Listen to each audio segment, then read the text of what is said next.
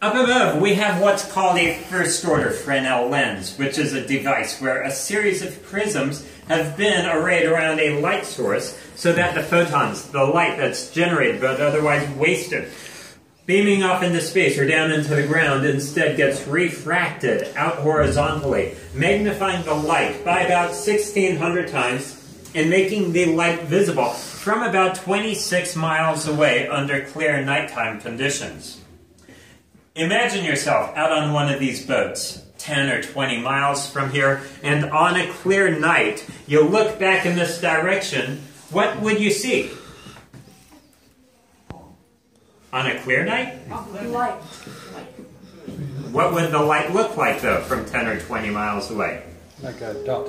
Yeah, a tiny dot of light. How would you be able to accurately identify that the speck of light you see is the Point Reyes Lighthouse, and you best not pass to the east of it, and not mistake it for the Farallon Islands Lighthouse, to which you can pass to the east, or mistake it for a star low on the horizon or another ship.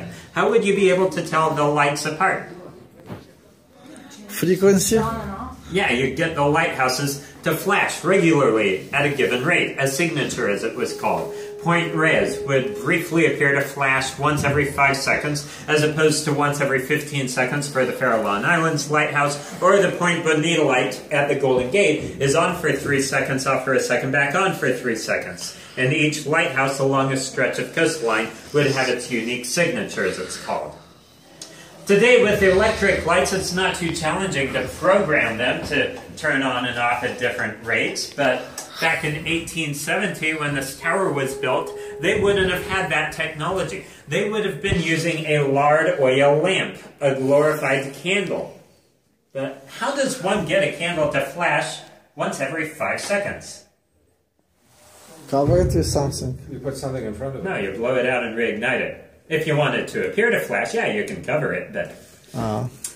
So, what they did initially in the 1820s, when these Fresnel lenses were first introduced, you'd have a shield inside of the lens spinning around on a turntable, or a few different shields, and whenever a shield blocked your view of the light would briefly appear to go off, even though the flame remains burning, and then after a second the shield might move out of the way, rebuilding the light for maybe 3 seconds before another shield came by to block the light.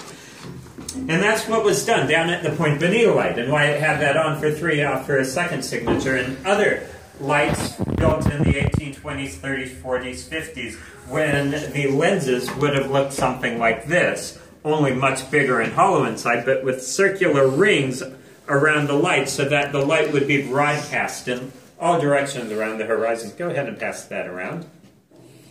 Now, our lens was designed